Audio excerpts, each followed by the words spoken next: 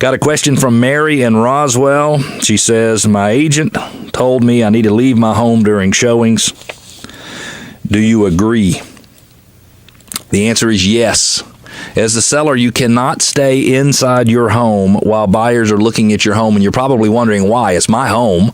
I deserve to be able to stay there if I want to, and it's because buyers will not talk openly about your home and any negatives they see in your home if you are there. And you say, well, why would I want buyers talking negatively? Well, husband and wife come through the house.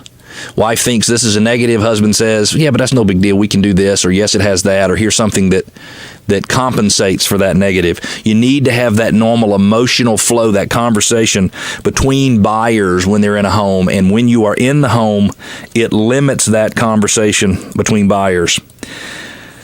Got 7 etiquette rules for sellers from Realtor.com, the National Association of Realtors. Number 1 rule is to leave during a showing. Number 2, take your pets with you. You may love Fido, but that doesn't mean the buyers touring your house want to listen to Fido bark the entire time they're in the home.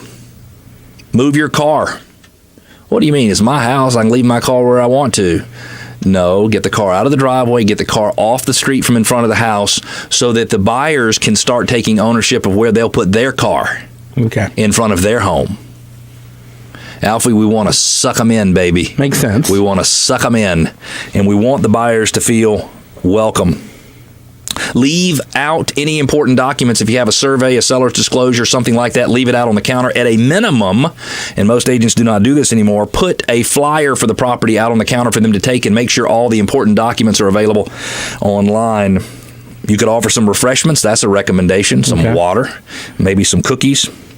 Be patient in waiting for feedback. Not everybody is as concerned with getting feedback to you, Mr. or Mrs. Seller, as you are in receiving it. So sometimes it takes a few days to get some feedback on what they think. Don't be greedy is another recommendation from Realtor.com, although I say be greedy.